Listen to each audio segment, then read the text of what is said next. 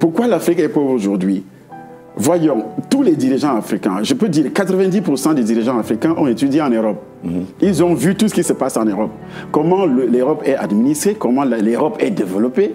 Mais pourquoi, quand ils rentrent chez eux, ils prennent le pouvoir, ils ne parviennent pas à développer? Dès que tu as un poste, il faut que tu emmagasines, tu emmagasines, tu emmagasines, tu emmagasines. Les autres meurent de faim, ce n'est pas ton problème. Chercher son intérêt et non l'intérêt de tous n'est pas la mentalité de Dieu, c'est la mentalité du diable. C'est cette mentalité que nous avons, nous, Africains. Les trafiquants, disent les médias, viennent du Nigeria, du Ghana, du Niger et dans les pays frontaliers, qui ont donc les pions à l'intérieur de la Libye. Et puis quand les Libyens ont vu ça, ils ont compris que nous aussi on peut continuer. Mais c'est le noir qui vend son frère noir. Est-ce que ça n'a pas été comme ça dans le domaine politique? C'est la mentalité. Dans le domaine politique, pour qu'il y ait un coup d'État, on va utiliser qui? On va utiliser ton frère. On lui propose des choses vraiment, et puis... Celui que tu appelles mon frère. Qui mange avec toi. Qui mange avec toi. Vous travaillez ensemble. Mais c'est cette hypocrisie. L'Africain est hypocrite. Donc vous mangez ensemble, mais tu ne sauras pas que dans la nuit, il viendra te tuer pour prendre ta place. C'est comme ça que ça a été. Ce qu'on appelle effectivement la sorcellerie. La racine du problème, je le dis, c'est d'abord la mentalité. Où l'Africain trahit toujours son frère. L'Africain n'aime pas son frère. L'Africain ne fait pas confiance à son frère. Regardez un peu nos équipes de football. Il faut toujours aller prendre qui? Quelqu'un d'autre. Oui, les dans un autre continent. Oui, bien sûr. Pour entraîner nos joueurs.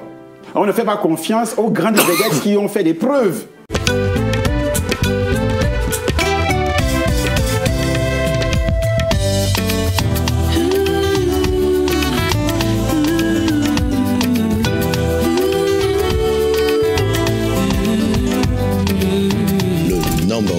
De tous les sites de la francophonie chrétienne. Casarema, c'est notre chaîne. Pour moi, Casarema, c'est la réponse de Dieu.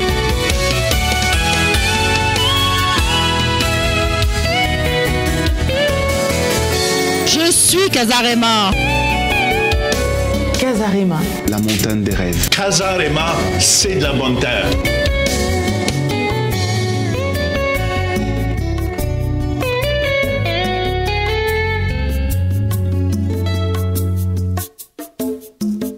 Pour votre édification spirituelle, pour voir plus de vidéos chrétiennes, c'est très simple. Tapez www.casarema.fr. Chers frères et sœurs en Christ, mesdames et messieurs, bonjour. Soyez les bienvenus sur Casarema, la montagne de l'Éternel. Nous sommes très heureux de vous savoir nombreux en Afrique, en Asie, en Europe, en Océanie et en Amérique, partout dans le monde entier où vous vous trouvez en ce moment. Nous sommes très heureux de vous savoir devant vos écrans pour écoutez ce que le Seigneur a à vous transmettre. Une édification, une parole d'encouragement, une parole de réconfort et de consolation. Ici même, c'est là que vous la trouverez. Nous savons que beaucoup de personnes sont troublées. La Bible déclare que ton cœur ne se trouble point. Crois en Dieu et crois en moi. C'est ça qui te dit dans Jean chapitre 14. Premier verset, n'est-ce pas? C'est le Seigneur qui te parle. Ne te trouble pas. Crois en Dieu et crois au Seigneur Jésus. Tu verras les circonstances complètement transformées. Aujourd'hui, nous avons le réel plaisir de recevoir un homme que vous avez eu l'habitude de voir sur Casarema.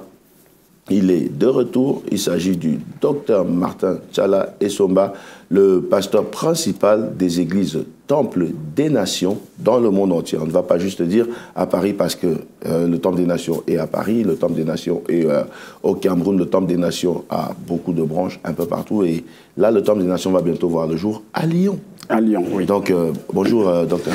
Bonjour et soyez bénis, que la grâce de Dieu soit sur nous tous, vous et nous, et que le sang précieux du Seigneur Jésus nous permette aujourd'hui de suivre cette émission jusqu'à la fin.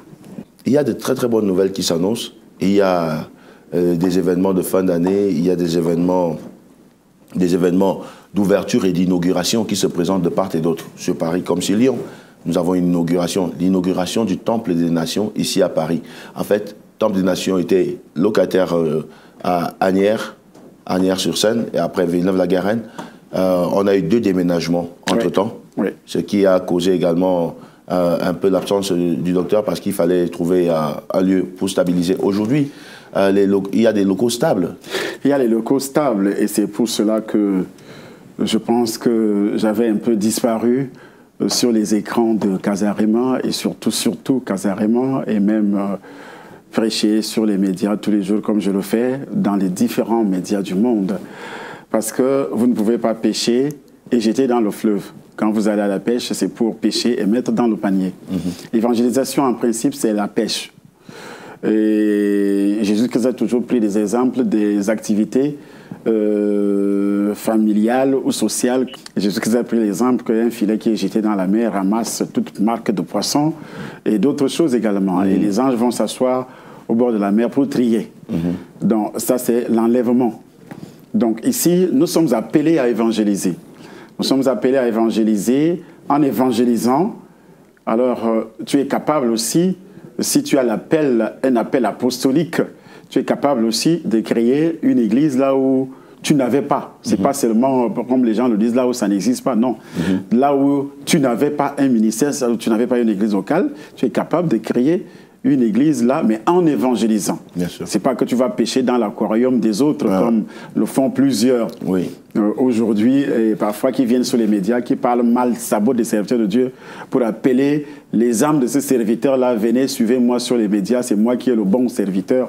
Tout ça, c'est ce qu'on appelle la tromperie, et ce sont des faux prophètes qui font ça. C'est du désordre. C'est du désordre. Un vrai homme de Dieu doit annoncer l'évangile, doit maîtriser ce qu'on appelle le salut en Jésus-Christ, le mystère de la descente de Jésus-Christ dans le monde, expliquer ça à l'auditoire qui l'écoute. Après avoir expliqué, il lance donc l'appel. Qui veut accepter le Seigneur? C'est une proposition.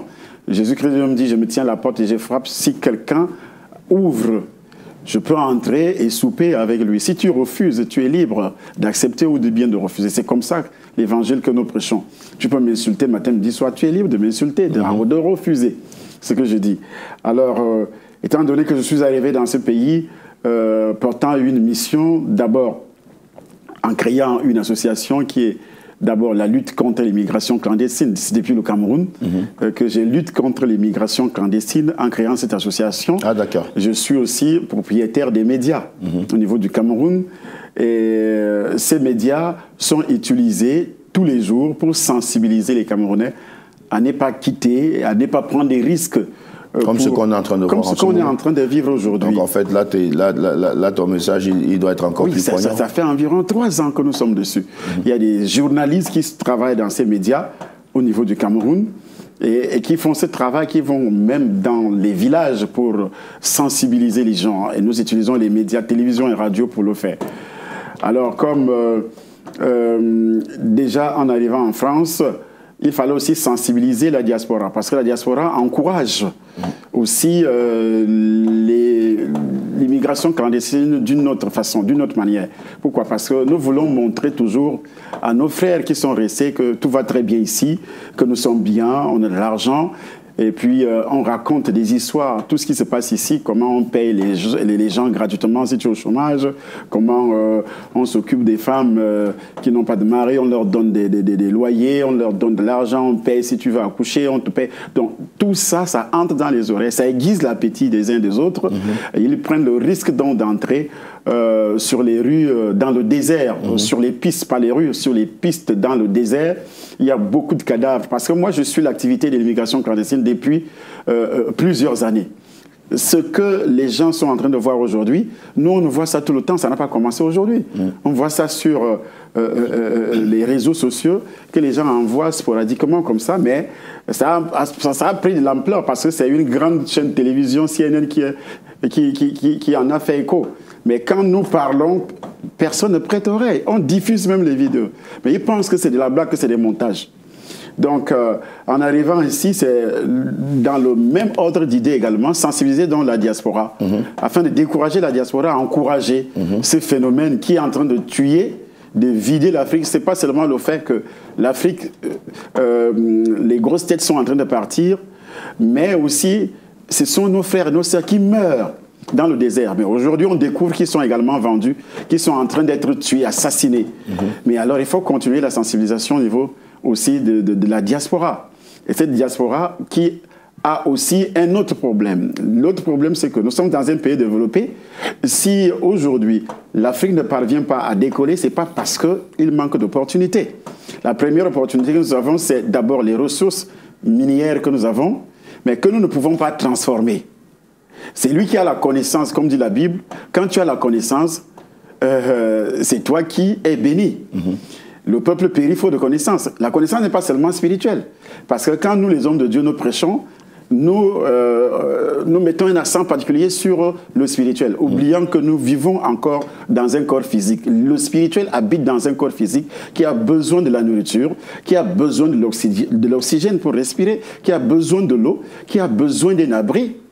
Même ceux qui disent aujourd'hui que l'Église n'a plus besoin du temple matériel.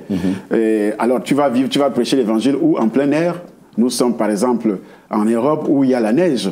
Tu ne vas pas réunir les hommes et les femmes en plein air, dans le froid, pour dire qu'on n'a pas besoin du bâtiment. Il y a d'autres qui disent, même ton appartement pour faire une cellule de prière, tu paies de l'argent, tu paies le loyer. Bien sûr. Alors, ceux-là qui essaient de relire également leur Bible, qui comprennent qu'ils sont en train de mépriser le corps que Dieu a créé. Et la Bible dit, si tu méprises le corps qu'il a créé, il te détruit.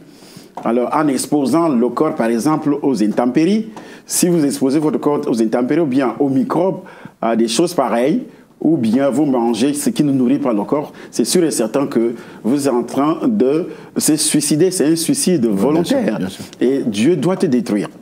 Donc, nous enseignons par le canal de cette association, qui est le village international des médias, parce que les gens vont regarder peut-être la vidéo à notre prochaine émission, ce qui est déjà fait pour cette association depuis l'Afrique depuis 3 ans, et ce qui doit être fait aujourd'hui. Donc, c'est là, dans cette association aussi, il y a un volet qu'on appelle le volet évangélique. Ce volet évangélique, c'est apporter le spirituel et aussi le pain. Parce que Jésus-Christ, quand il prêchait, il ne prêchait pas seulement le spirituel, il s'occupait aussi du corps physique. Il savait que les gens avaient faim. Alors, ils ont faim, puisqu'ils ont faim, il faut qu'on leur apporte aussi à manger. Il s'agit de ceux qui sont pauvres ici.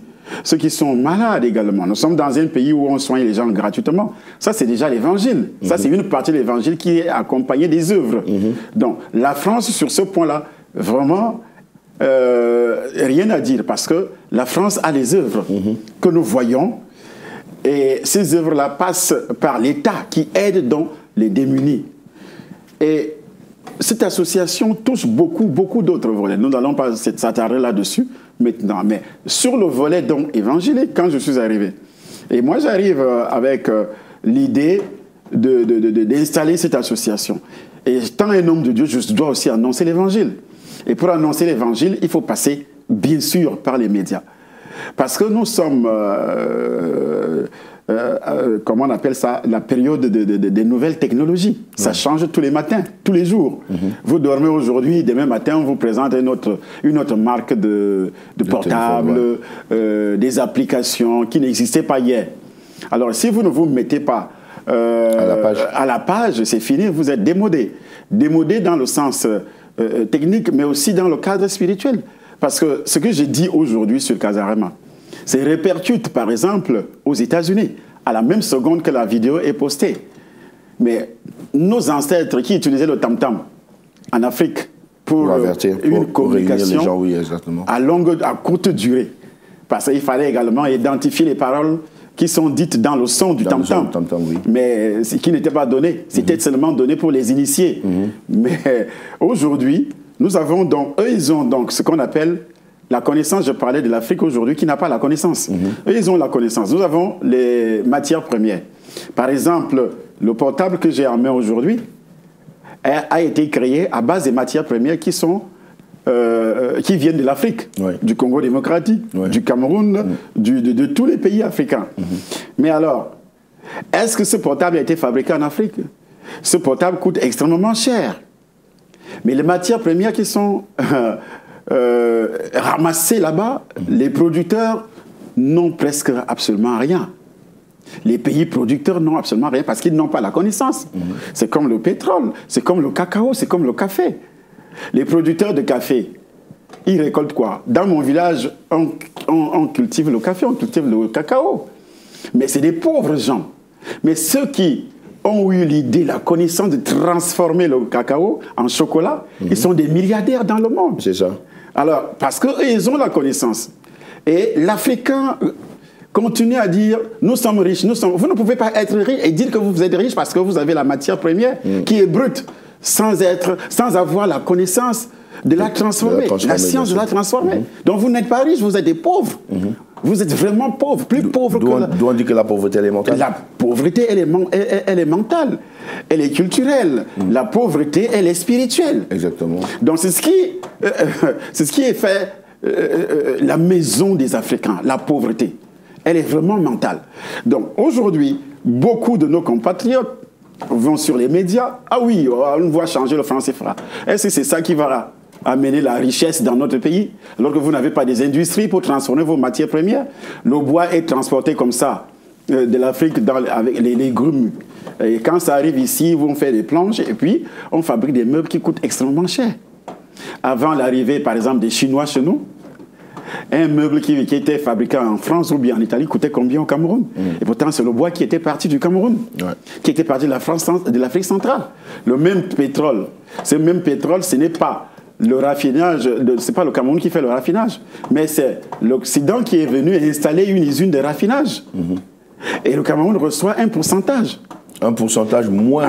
Un pourcentage. Bien moins. Bien moins. Et même le pétrole qui est dans, par exemple, pompé dans le sous-sol camerounais ou bien ivoirien ou bien nigérian, on vous donne un pourcentage parce qu'ils ont la technique. Et ils ont raison. Ils ont la technique, mais vous n'avez pas la technique. Donc, vous ne pouvez pas du tout dire que vous êtes riche. Vous avez le pétrole. Dieu a créé ce pétrole depuis des millénaires. Il existe là. Et c'est le blanc qui arrive te dire, oui, tu sais que tu as le pétrole là où tu es assis. Tu es riche là où tu es assis parce que tu as le pétrole. Tu poses la question au blanc, le pétrole c'est à quoi? Ah oui, c'est pour raffiner. Et puis, on va sortir le carburant. On va sortir le gasoil, on va sortir du bitume pour le goudron. Mais aujourd'hui, docteur, pour en arriver à la connaissance, parce qu'aujourd'hui, ok, ça tombe bien, le commencement de l'émission, on va fortement un peu on tacle un peu fort sur l'Afrique, la connaissance, mais qu'est-ce qu'il faut pour atteindre un degré de connaissance, d'exploitation de ce que les Africains possèdent? Ce qu'il faut absolument, c'est un changement de mentalité. Un changement de mentalité. Si les mentalités ne changent pas, on sera toujours en train de pleurer tous les jours, en train de crier, en train de quitter l'Afrique pour venir ici. Parce que la première mentalité est celle-ci, qui doit être changée. L'Africain aime tout simplement manger seul. Manger seul, c'est-à-dire, c'est ce qu'on appelle la société. Il est égoïste. Il est égoïste. L'Africain est égoïste. Et dans le sens que vous pouvez prendre un exemple. L'Asie, lorsqu'il y avait des usines, je dis qu'il y avait, parce que quand moi je grandissais dans notre ville, la capitale qu'on appelait capitale économique, c'est Douala. Pourquoi on a appelé cette ville capitale économique? Parce qu'il y avait des usines, laissées par les Occidentaux après les indépendances. Ils ont investi pendant 10 ans. On fabriquait les allumettes chez nous, les bougies chez nous, on fabriquait le savon, tout était fabriqué à Douala. Il y avait une zone qu'on appelait la zone industrielle. Va à Douala aujourd'hui, tout est fermé. Pourquoi? Parce que lorsque l'Asie a ouvert les portes, lorsque l'Asie a commencé à se développer, par rapport à quoi? L'Asie a commencé à se développer parce qu'elle est d'abord restée fermée. Ils ont fait appel, pas qu'ils ont fait appel, ils ont copié ce que l'Europe fait. Ils ont commencé à fabriquer tout à l'intérieur. De la Chine, par exemple. La Chine qui investit aujourd'hui en Afrique. Tous les chefs d'État africains vont en Chine. Tous les Africains vont en Chine pour aller donc faire quoi? Acheter. Et quelle marchandise qu'ils nous ramènent de la Chine? La contrefaçon. Ce n'est même pas la marchandise qui est vendue ici. Cette mentalité doit être changée. Ça, c'est du profit. Et quand ils achètent la contrefaçon là-bas, ils viennent vendre ça cher en Afrique. Alors, ils sont en train de tuer l'économie locale. En tuant l'économie locale, par exemple, les usines qui étaient installées, qui embauchent déjà un personnel pour fabriquer, et pour transformer les matières premières, ils embauchent un personnel, payent les impôts sur place, et ces usines vont fermer. Et l'État deviendra pauvre. Pourquoi? Parce que Il n'y a plus d'usines qui peuvent payer les impôts. Et il y a un chômage galopant qui va donc régner dans la ville, dans le pays, et le pays est en train de sombrer. C'est seulement une petite catégorie de personnes, commerçants, importateurs, plus ceux qui gouvernent. Parce que même ceux qui gouvernent, leurs femmes sont devenues des importateurs en Asie, leurs frères tous sont devenus des importateurs, eux-mêmes aussi, sous couvert, sont devenus des importateurs. Avec l'argent qui est volé, ils volent cet argent et ils importent plutôt ce qu'on appelle une marchandise de contrefaçon, les écrans de téléviseurs, climatiseurs, tout ce que vous voulez. Même le riz qui peut être cultivé et transformé chez nous est acheté en Asie. Mais comment un pays comme ça peut prétendre se développer un jour? Ouais. Non, ça ne peut pas marcher. C'est impossible. Pratiquement impossible. Alors qu'on dit qu'on a des grosses têtes dans l'économie, la politique et autres. Mais il n'y a personne qui réfléchit sur ce point-là parce que c'est tout simplement des profiteurs. Chacun profite. Dès que tu as un poste, il faut que tu emmagasines. Tu emmagasines, tu emmagasines, tu emmagasines. Les autres meurent de faim, ce n'est pas ton problème. Alors si toi, tu importes 15 conteneurs de l'Asie, en Asie, tu as quelques ouvriers là qui déchargent les conteneurs et puis tu négocies avec la douane et les inspecteurs des impôts. Et pendant ce temps, l'État est en train de sombrer. Et puis on dit quoi? Il faut donc changer le franc CFA. C'est ça qui va faire quoi? Pour moi, c'est de l'utopie, ça n'a rien à voir. Allons, essayons de changer les mentalités. Bien, nous allons essayer de changer les mentalités juste après cet instant ou cette petite page d'annonce publicitaire. Pour votre édification spirituelle, suivez des puissants témoignages, des puissantes prédications, des puissantes prières en live, des émissions chrétiennes, des clips top gospel. Abonnez-vous dès maintenant sur notre nouveau compte YouTube Casarema Satellite. La Bible dit que vous devez vous entretenir par des psaumes, des hymnes, des cantiques spirituels, chantant et célébrant de tout votre cœur les louanges du Seigneur. Alors, abonnez-vous dès maintenant sur notre nouveau compte YouTube Casarema Satellite.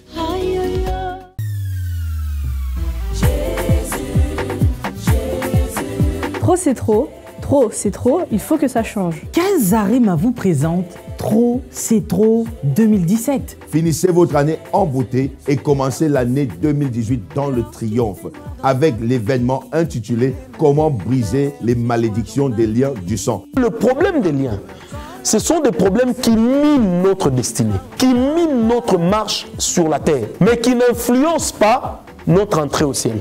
Bizarre. Tu es très colérique, mais ton fils l'est également. Ton père l'était aussi. Ça, c'est une malédiction du sang. Viens briser les liens du sang. Viens mettre fin à tes échecs. Le lien du sang, appelé aussi lien de cordon ombilical, c'est également ce que nous appelons les liens liés à nos origines. Nous vous attendons très nombreux le 15 et le 16 décembre 2017. On vous attend le 15 et le 16 décembre. Trop, c'est trop. Il faut que ça change. Rendez-vous au 11 rue Benoît-Franchon, 94 500 Champigny-sur-Marne. Avec le prophète Francis Ngawala de Kinshasa et le prophète Samuel Panzou, ici même à Paris. Je le dis avec foi, vous pouvez être la première personne de la famille à écrire une nouvelle histoire.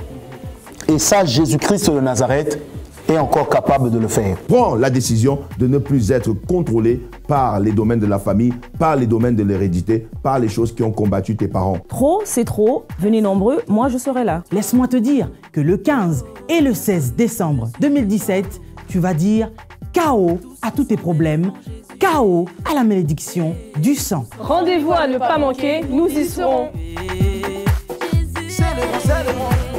Jésus le roi.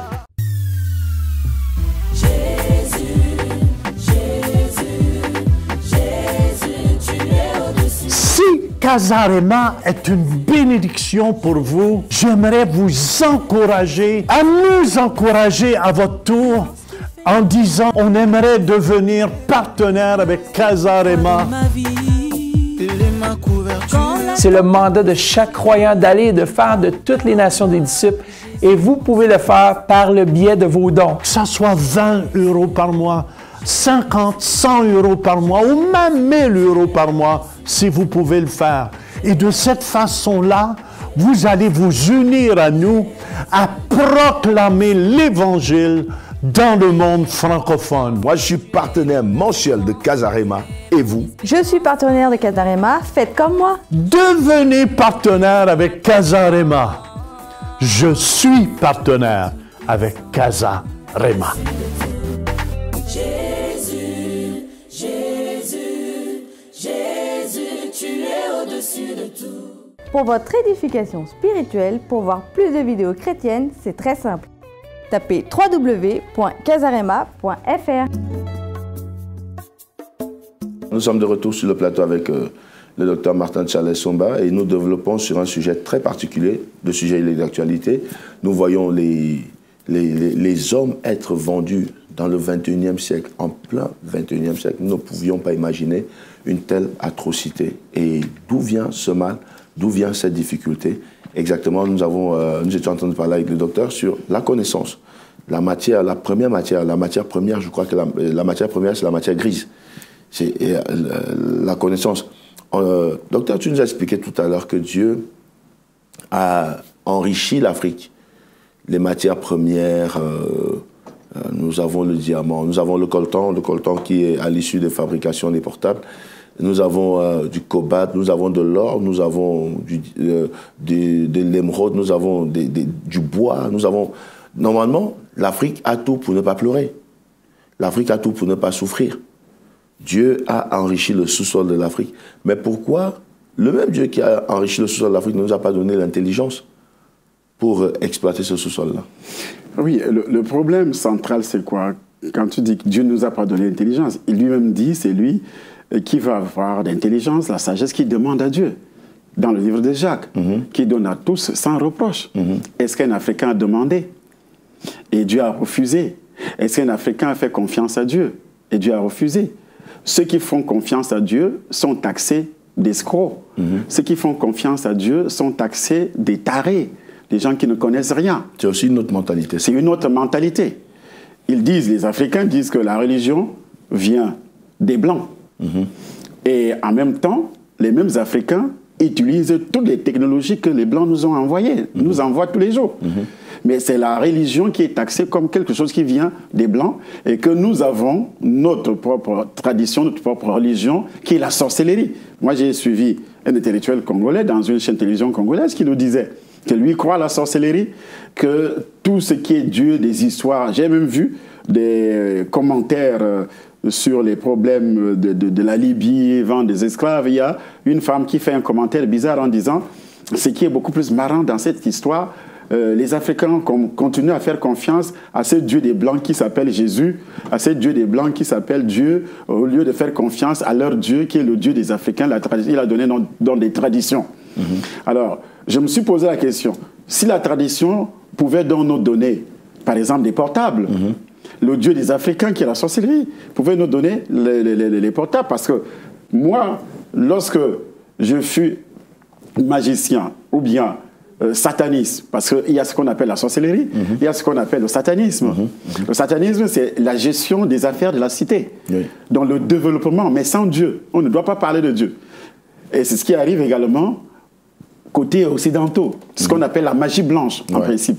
Donc la magie noire, c'est la destruction. Et c'est la magie noire qui est le totem des Africains en général, partout, dans tous les pays africains. Quand vous arrivez au Bénin, vous allez voir le vaudou. Quand vous arrivez chez nous, vous allez entendre parler des crânes, vous allez entendre parler des traditions, des funérailles, des choses semblables. Et partout en Afrique, c'est des traditions, des coutumes tout à fait démoniaques qui n'ont rien à voir avec Dieu. Alors, au niveau de la magie blanche, eux, ils n'ont pas ce genre de pratique. Ils ont plutôt ce qu'on appelle le... C'est pourquoi on parle, quand vous parlez de la franc-maçonnerie n'était pas, au départ, la magie ou bien des choses semblables. C'était des constructeurs. Mais alors, ça se développe, et comme quand tu mènes une activité sans Dieu, il y a toujours des dérapages. Donc, aujourd'hui, les Blancs ont développé leur magie blanche. Et nous quittons maintenant pour venir en Europe, Parce que les Blancs ont la connaissance, ils ont développé la connaissance. Quand le Blanc te voit avec ses livres, il veut savoir... Donc, en fait, la connaissance, si je comprends bien, c'est pas quelque chose qui te tombe dessus comme une pluie. Ça ne te tombe pas dessus, c'est toi qui développes en apprenant. Tu dois développer. Mais qu'est-ce que nous apprenons? C'est que les Africains n'ont pas fait. Pourquoi l'Afrique est pauvre aujourd'hui? Voyons, tous les dirigeants africains, je peux dire 90% des dirigeants africains ont étudié en Europe. Ils ont vu tout ce qui se passe en Europe.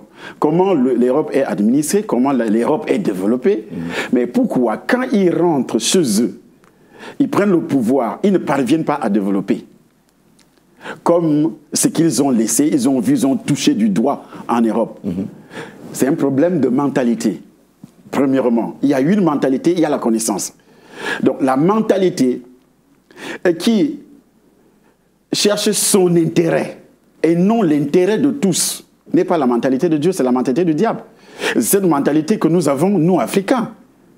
Je cherche mon intérêt. Par exemple, sur le problème des Libyens, où on parle de la Libye aujourd'hui. Mais qui livre? Moi, j'ai suivi des témoignages des autres qui ont été victimes de ces pratiques en Libye. Mais ça a commencé plutôt hors de la Libye, comme au Niger, comme au Mali.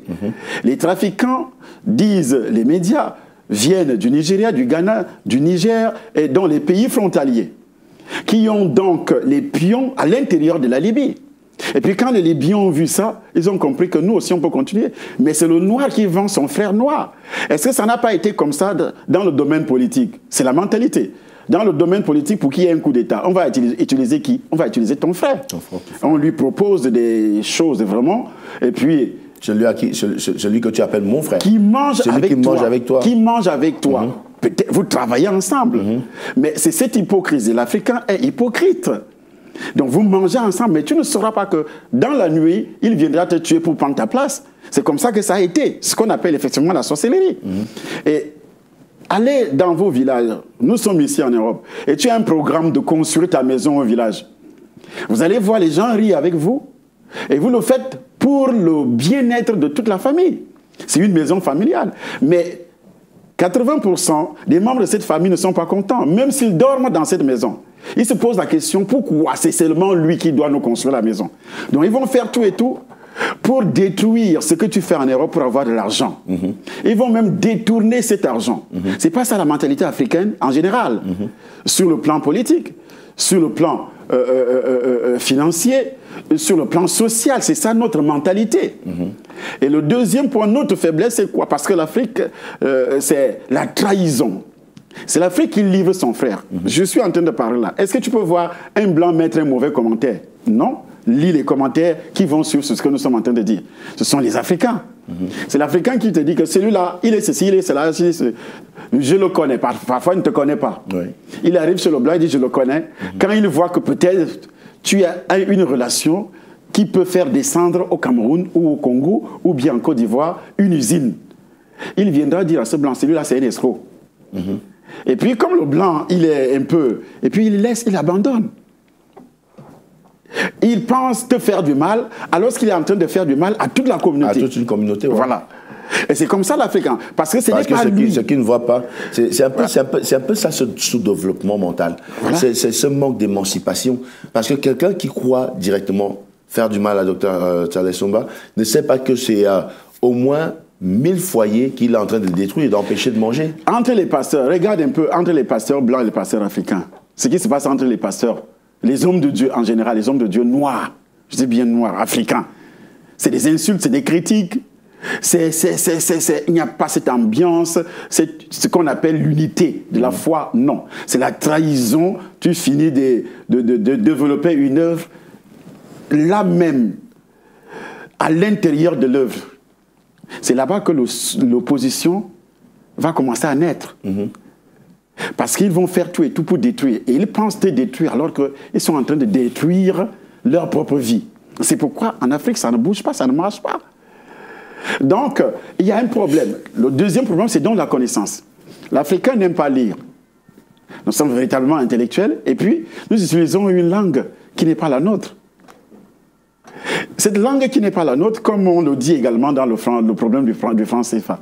Mais le problème ne se trouve pas là. Le problème se trouve déjà au niveau du Cameroun. Nous avons, on dit 208 langues, 208 tribus ou bien ethnies, je ne sais plus. Mais alors on va choisir quelle langue. Le jour qu'on va tenter de parler Ewondo, ou bien on va étudier Ewondo, alors le gouvernement annonce qu'on enlève le français, on enlève l'anglais, on va étudier l'Ewondo. Il y aura guerre. Mais il y aura une grosse guerre. Les mafias vont se lever, ils vont dire non. Les Étones vont se soulever. Les Bamileke vont dire non, c'est pas ça. Les autres ethnies du nord, du sud vont se soulever. C'est pas ça. C'est nous. C'est nous, c'est nous. Et ça sera un chaos total. Pendant que nous avons le français, bien sûr, mais est-ce que les problèmes des Européens sont parfois arrangés en Afrique? Mais nos problèmes sont arrangés où? En Europe. On se critique sur les chaînes de télévision internationales. Donc on soulève. Lorsque Dieu a maudit le fils de Noé, c'était pourquoi? Parce qu'il a soulevé la robe, il a déshabillé son père. Si je dis déshabillé, parce qu'il a exposé le péché de son père. La nudité de son père. Alors, il fut maudit. Et c'est ce qui se passe exactement chez nous, en Afrique, en général.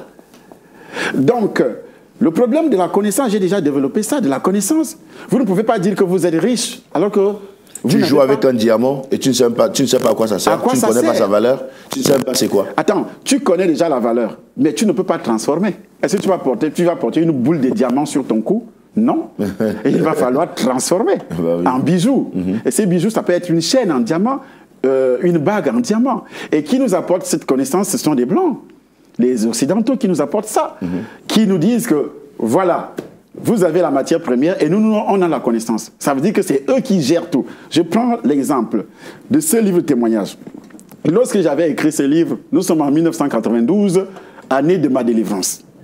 Et ce sont les frères, les sœurs en crise, plus mon père spirituel, père à son âme, qui est le apôtre Baker, qui me dit, ceux qui ont pratiqué ce genre de trucs, lorsqu'ils ont été délivrés, ils ont écrit leur histoire. Écoute, ça peut amener plusieurs millions de personnes au Seigneur. Commence à écrire ton histoire, comment tu as servi Satan et comment tu as été délivré. J'ai commencé à écrire. Mais après avoir écrit, les sœurs qui avaient déjà lu les livres écrits par Parole de Vie, une édition française, chrétienne, basée à Montpellier, à l'époque, elles sont venues me voir. Est-ce que tu as déjà écrit un livre sur ton histoire? J'ai dit oui, je suis en train d'écrire. Bon, dès que c'est fini, tu nous donnes le document, on va en France, on va passer le document entre les mains de Parole de Vie. Et c'est ce qui a été fait. Alors, quand Parole de Vie a étudié le livre, ils ont prié, certifié que c'est une œuvre qui vient de Dieu. Qu'est-ce qu'ils ont fait? Ils m'ont contacté en disant, voilà, nous allons éditer ton livre. Mais sache que, puisque nous allons engager beaucoup de moyens pour le faire, tu auras 10% sur la vente d'un livre. Sur le montant, toi, tu auras 10%. Donc, je prends un exemple. Si le livre était vendu à 10 €, ça veut dire que moi, j'allais avoir 1 €. Et si Parole de Vie avait dépensé 1,50 € pour éditer le livre, pour fabriquer le livre, 1,50 € plus 1 € qu'il me donne, ça fait déjà 2,50 €. Oui. Il reste avec 7,50 € dans la poche comme bénéfice. Et c'est ce qui se passe également en Afrique. Dis-moi alors, comment la Côte d'Ivoire va se développer avec cette politique? Comment le Cameroun va se développer avec cette politique? C'est la même chose pour nos matières premières. Alors, on ne pense pas à ça d'abord, on commence à penser au franc CFA. Je suis en train de répondre sur le problème de franc CFA. Exactement. On commence à penser au franc CFA. Mais pourquoi nous devons exporter toutes nos matières premières brutes? Pourquoi on doit seulement signer des contrats? Aujourd'hui, c'est la Chine qui vient. Pourquoi la Chine ne peut pas installer aussi des usines de transformation sur place? Parlons du franc CFA. Est-ce que éradiquer le franc CFA ou bien changer de monnaie pourrait apporter une solution à la souffrance africaine de la zone CFA? Je prends un exemple. Le Congo démocratique. Est-ce que le Congo démocratique utilise le dollar? Non. Officiellement? Non. Mais ils ont leur franc Congo. Le Nigeria, il n'y a pas de pauvreté au Nigeria? Si. Le Nigeria utilise le Naira, le Ghana également. Le Congo démocratique. Le franc Congo, c'est pas ça? Oui. Alors, qu'est-ce qui se passe donc? Est-ce que le Congo est développé? Est-ce qu'ils ont les usines pour transformer leurs matières premières? Pourquoi il y a la guerre là-bas? Parce que les gens viennent prendre pour partir avec. Mais ce n'est pas le franc CFA qui est déjà fabriqué au Cameroun ou bien au Gabon quelque part, ou bien en Côte d'Ivoire. C'est ça qui va amener qui va changer, c'est-à-dire nous faisons la politique d'Autriche. Il faut toujours aller à la racine du problème. La racine du problème, je le dis, c'est d'abord la mentalité, où l'Africain trahit toujours son frère. L'Africain n'aime pas son frère. L'Africain ne fait pas confiance à son frère. Regardez un peu nos équipes de football. Il faut toujours aller prendre qui? Quelqu'un d'autre, oui, dans un autre continent. Oui, bien sûr. Pour entraîner nos joueurs. On ne fait pas confiance aux grandes vedettes qui ont fait des preuves. Par exemple, Eto'o est insulté de part et d'autre dans notre propre pays. Mais parce qu'eux, ils ont la connaissance. Ils ont étudié. Ah oui, mais le football, on les appelle même des tacticiens. Mais le grand problème, c'est quoi? Nos joueurs, ils ont joué ici, n'est-ce pas? Oui. Ils ont joué ici. Est-ce qu'il y a eu les joueurs européens qui ont été bien encadrés, par exemple? Il y a des écoles d'entraîneurs ici. Est-ce qu'il y en a chez nous? Il n'y a pas du tout. Mais alors, même si on ouvre, est-ce que quelqu'un a eu l'idée de le faire? Que voici, après avoir terminé ma carrière, j'ai fait une école d'entraîneur. Parce que on anticipe tout, on n'apprend pas, on se débrouille tout simplement. On devient maçon tout simplement parce qu'on a vu quelqu'un faire, on devient commerçant, vente des chapeaux parce qu'on a vu quelqu'un d'autre le faire. C'est pas parce qu'on a appris. Donc, c'est ça le problème africain. Donc, le problème technique ici, le problème de l'industrie, on n'a pas d'industrie.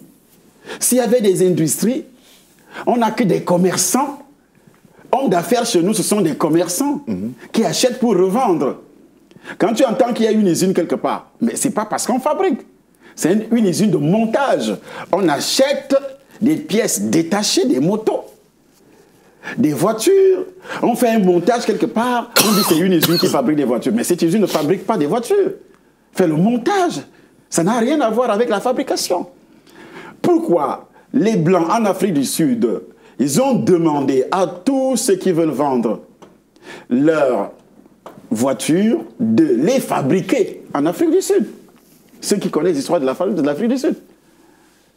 Mais c'est pour cela qu'il n'y a pas de voitures d'occasion en Afrique du Sud.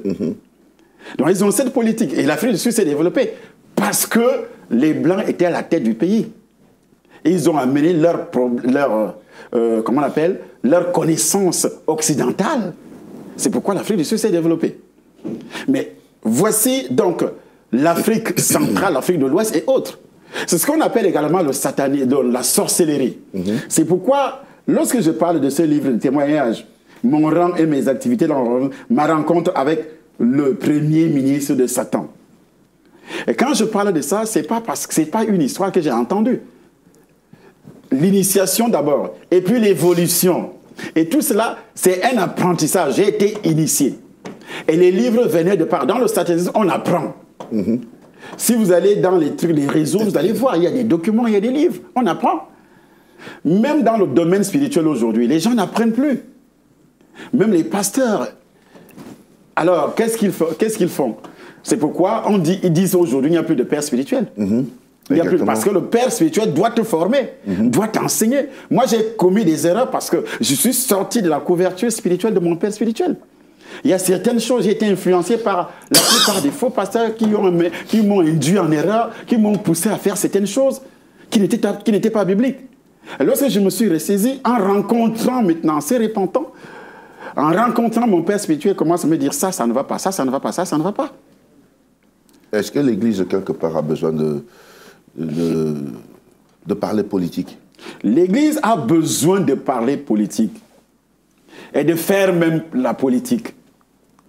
Qu'est-ce que ça veut dire? Est-ce que la politique, c'est l'art de mentir? Non, c'est l'art de gouverner, selon la pensée de Dieu. Alors, c'est pourquoi, auparavant, dans l'Ancien Testament, il y avait le roi, il y avait le prophète. Le prophète était là, c'est l'œil de Dieu et c'est l'oreille de Dieu. L'œil de Dieu pour voir si le roi ne fait pas la volonté de Dieu. L'oreille de Dieu pour entendre ce qui est dit. Alors, de nos jours, on a dit que l'Église est séparée de l'État et même les églises d'État ne sont plus des églises absolument spirituelles qui sont en relation avec Dieu. C'est ça le grand problème. Oui. Donc, l'homme, le chrétien aujourd'hui, doit investir sa pensée dans les affaires de la cité, parce que nous vivons encore dans cette chair. Ça ne veut pas dire la politique qui est une politique de sorcellerie, une politique de ceci, de mensonge, d'hypocrisie. Non. Donc, le chrétien a son mot à dire, puisque la Bible dit prier pour les autorités avant toute chose. Est-ce que vous allez prier pour quelqu'un alors que si je dois, vous devez prier pour moi? Alors vous devez connaître ce que j'ai fait dans les moindres détails. Les décisions que je dois prendre. L'Église doit prier pour ça. Et en même temps, s'il y a des dossiers, des rencontres économiques, l'Église doit prier pour ça. Alors on ne peut pas prier si on ne connaît pas. C'est ça la politique, l'ensemble. C'est ça la politique. Alors on ne peut pas prier. Prier pourquoi également? Mais donc, quel serait, docteur, le rôle central de l'Église dans la politique? Parce qu'aujourd'hui, les pasteurs, il y a certains pasteurs qui rejettent l'histoire et puis d'autres qui vont l'embrasser en entrant avec les pieds et les mains, complètement. Dans les compromis. Oui. Et maintenant, quel est le rôle central de l'Église au sein de la politique? D'où l'Église ne s'impliquant pas, les autres, comment on appelle, les autres membres du peuple disent que les pasteurs, c'est des idiots, c'est des gens qui ne connaissent rien, de toutes les façons, ils sont tous bêtes, c'est parce qu'ils étaient bêtes qu'ils sont devenus des pasteurs, ils ne sont pas intelligents, ils sont des sots, et ainsi de suite. C'est eux-mêmes qui donnent l'occasion à ceux-là de le dire. Pourquoi? Parce que lorsque vous vivez comme si vous étiez déjà au ciel, c'est ça le problème. Nous ne sommes pas encore au ciel. Parce que tout ce qui se passe en France, en bien ou en mal, nous concerne aussi. Tout ce qui se passe dans notre pays, en bien ou en mal, nous concerne aussi. S'il y a la guerre, par exemple, dans notre pays, on n'aura pas l'occasion d'annoncer l'évangile. On ne peut pas annoncer l'évangile à quelqu'un qui a faim. La Bible dit, pas de la Bible, mais l'adage dit ventre affamé, point d'oreille. Et la foi vient de ce qu'on entend. Bon, pour quelqu'un qui a faim, et toi tu lui parles de Dieu, tu lui parles de Jésus qui doit le sauver, qu'il me sauve d'abord, qu'il me donne la nourriture. Et j'ai pris un exemple de Jésus lui-même, il savait que les gens avaient faim. Et c'est pourquoi il faisait tout et tout pour que ces gens-là aient d'abord à manger, et puis après il les fait asseoir, il donne à manger, il continue son travail. Mais ça c'est autre chose. Mais pour donner à manger aujourd'hui aux gens, on ne va pas procéder comme Jésus le faisait. C'est le travail. Les apôtres ont enseigné que les chrétiens doivent travailler. Mais quand les pasteurs arrivent, on vous enferme dans une maison pour 40 jours de jeûne. Pendant ce temps, qui ira travailler? On vous enseigne les miracles.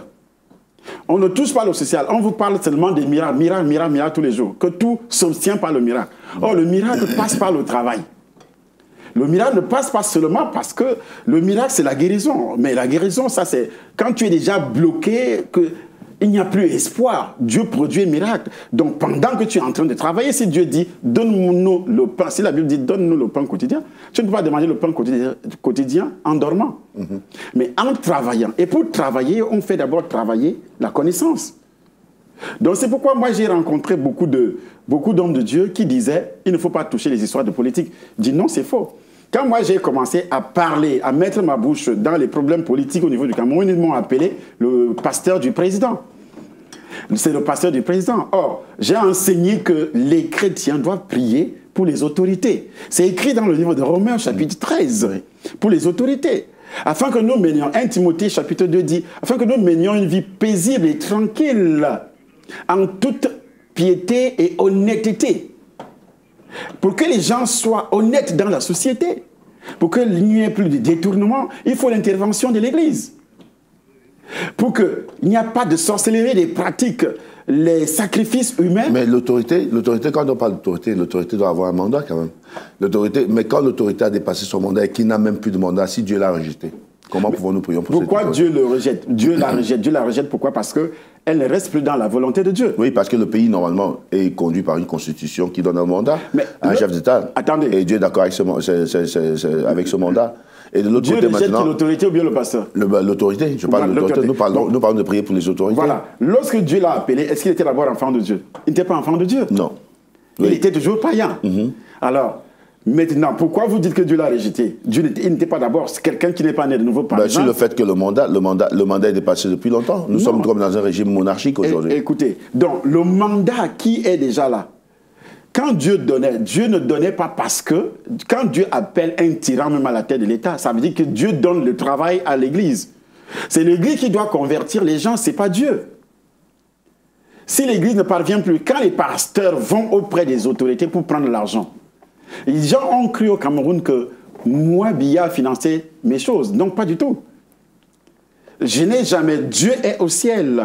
Il voit tout ce que nous sommes habités par le Saint-Esprit. Je n'ai jamais... Et je parle sur les médias, c'est... Eux-mêmes regardent. Je n'ai jamais touché un rond d'une autorité administrative, que ce soit ministre, que ce soit président de la République, sur tout ce que j'ai réalisé au Cameroun, que ce soit au niveau du ministère, que ce soit au niveau des médias. Moi, j'ai lancé des programmes de prière pour les autorités. Et c'est pour cela que tous les opposants à Biya disaient que c'est Biya qui me donne l'argent. Si j'ai lancé ce programme, c'est pour que les autorités soient touchées par l'évangile et que notre pays puisse connaître la paix. Et non pas pour maintenir une autorité au pouvoir. Ce n'est pas moi qui l'avais amené au pouvoir. J'ai fait mon devoir. Je pose des actes bibliques. Donc c'est ce que nous devons. Et quand tu arrives dans une église où il y a déjà des partis pris, par exemple, les divisions, moi je suis tel opposant, moi je suis celui qui est au pouvoir, ils prient le même Dieu. Mais comment Dieu va écouter ces gens? Dieu ne peut pas les écouter. Bon, l'église doit entrer, prier pour les problèmes du pays, pour que les gens aient la connaissance. D'abord, la crainte de Dieu, la connaissance commence au niveau de la crainte de Dieu. Si les gens n'ont pas la crainte de Dieu, ils n'auront pas la connaissance également. Est-ce que vous savez que l'Europe que vous voyez là, c'est le fruit de leurs ancêtres qui sont en train de récolter? Il y a eu des réveils très importants en Europe. C'est pourquoi les Noirs appellent la religion des Blancs. Les États-Unis, qui ont dominé le monde jusqu'à présent, leur constitution est basée sur quoi? C'est pas sur la Bible? Et qui a amené la Bible aux États-Unis? Ce n'était pas les Européens? Si. Alors, voici donc le fruit de la Bible. Nous quittons l'Afrique aujourd'hui pour venir récolter le fruit de la Bible et nous rejetons cette Bible en Afrique en disant c'est la religion des Blancs. Mais qui a béni l'Europe? Ce n'est pas Dieu. C'est Dieu qui a béni l'Europe. Et nous fuyons en disant oui, c'est la religion des Blancs, laissez-nous avec tout ça. Et on va chercher l'argent. Vous ne pouvez pas chercher la bénédiction rejetant le producteur de la bénédiction. On rejette Dieu carrément et puis on veut s'accaparer des fruits, c'est-à-dire des richesses que Dieu donne à l'être humain. Dieu donne avec des alliances. Dieu travaille avec les alliances. Si Israël est béni aujourd'hui, c'est à cause des alliances, c'est pas parce que les alliances... Moi, j'ai rencontré les propriétaires des maisons, des entrepôts ici en France. Ce sont des juifs. Oui.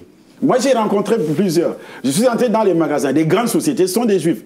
Ils m'ont déclaré haut et fort qu'ils sont athées.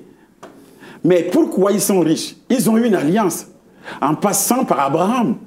C'est cette alliance-là qui touche les Juifs aujourd'hui. Ce n'est pas parce qu'eux-mêmes ils aiment Dieu. Mais quelle est l'alliance que nous avons, nous, Africains, les Noirs? Nous n'avons aucune alliance avec Dieu. Aucune alliance avec Dieu. C'est des choses à expliquer aux Africains. Mais lorsqu'on explique, on se met donc au travers, c'est-à-dire les hommes de Dieu qui doivent le faire. Et quand ils vont chez les rois, ce n'est pas pour leur annoncer l'évangile, c'est pour mettre les photos comme moi j'étais avec le président aujourd'hui.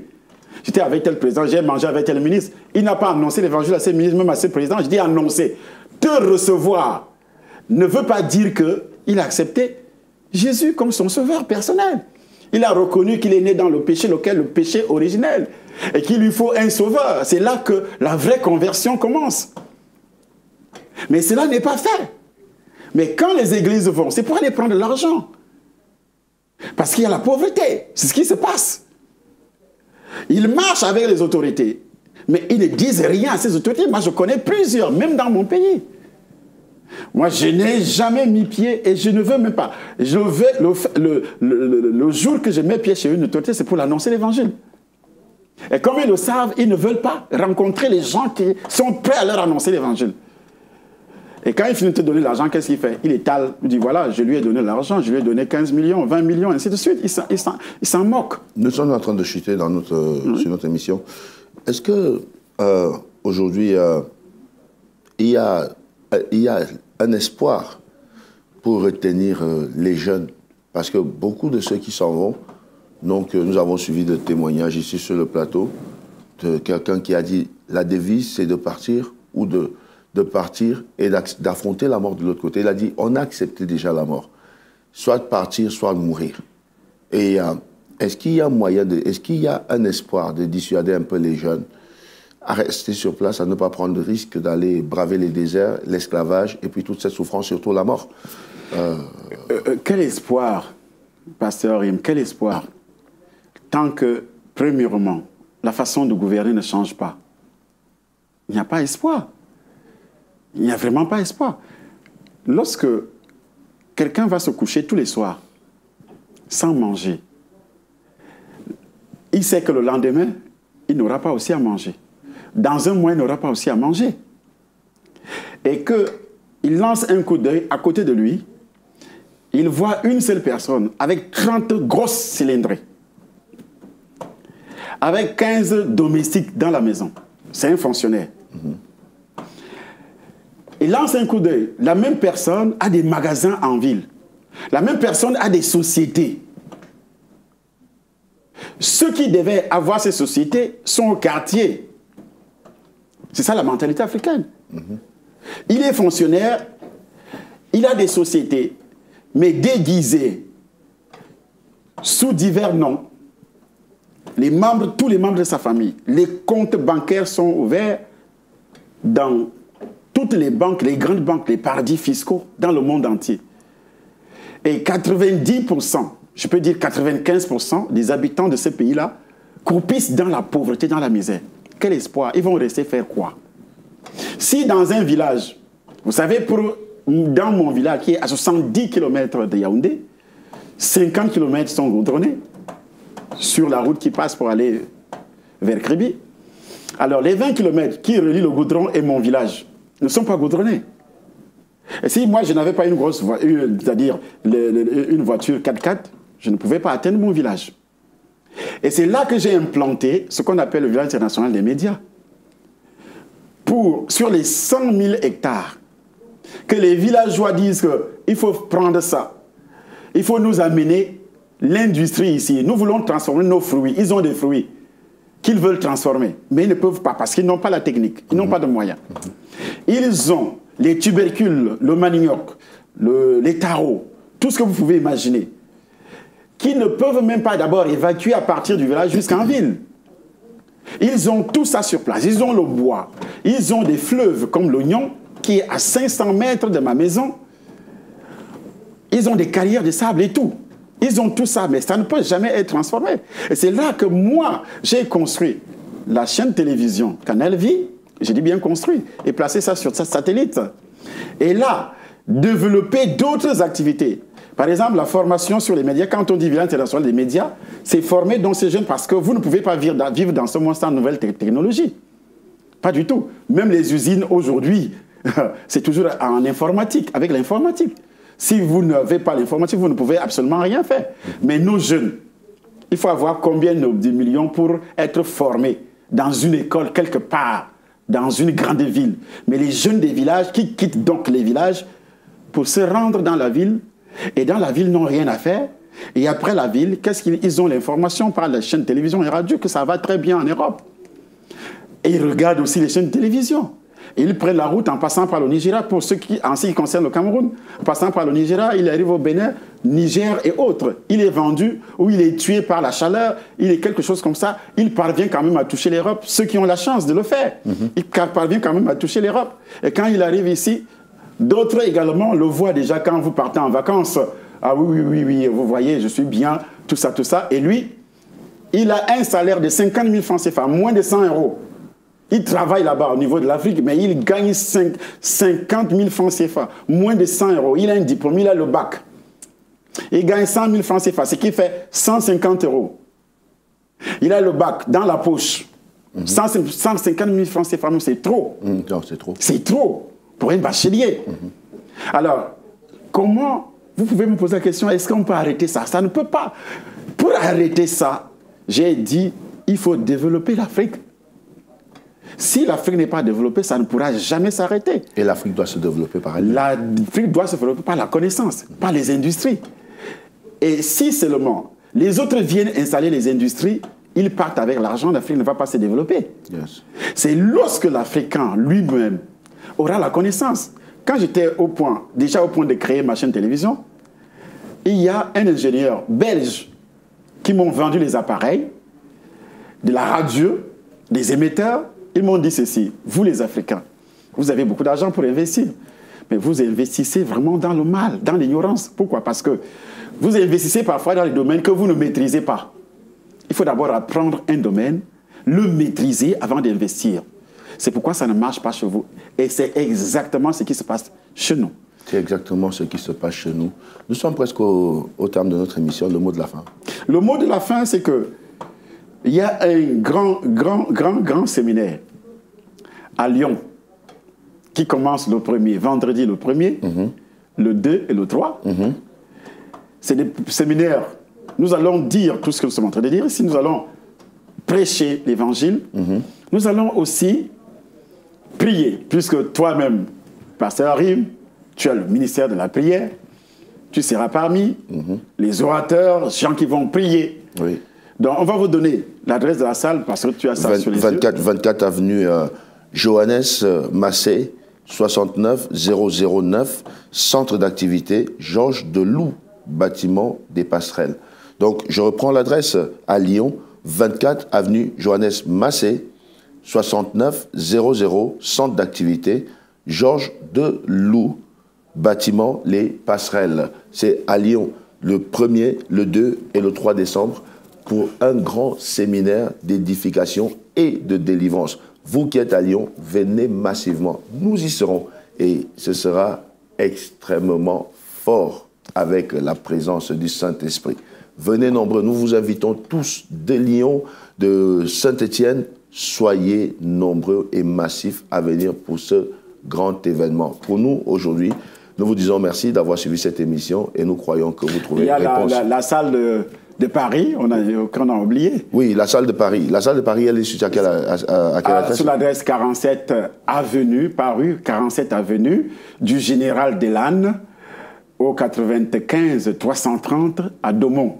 À Daumont, les adresses. Toutes ces adresses, vous les verrez. Exactement, vous les voyez défiler sur votre petit écran. L'inauguration de cette salle est prévue également le 23 décembre. Le 23 décembre, l'inauguration de la salle du Temple des Nations à Paris. Les amis, venez nombreux parce que le Temple des Nations s'est stabilisé dans cet endroit à Daumont. Vous qui êtes à Daumont, Sarcelles-Saint-Brice, Villiers-le-Bel, Épinay-Villetaneuse et tout ça, venez de la région parisienne. Ne manquez pas le séminaire de Lyon. Venez de partout et le Seigneur vous bénira. Merci à vous d'être si nombreux à faire confiance à Casarema. Que Dieu vous bénisse et à bientôt. Au revoir. Pour votre édification spirituelle, suivez des puissants témoignages, des puissantes prédications, des puissantes prières en live, des émissions chrétiennes, des clips top gospel. Abonnez-vous dès maintenant sur notre nouveau compte YouTube Casarema Satellite. La Bible dit que vous devez vous entretenir par des psaumes, des hymnes, des cantiques spirituels, chantant et célébrant de tout votre cœur les louanges du Seigneur. Alors, abonnez-vous dès maintenant sur notre nouveau compte YouTube Casarema Satellite.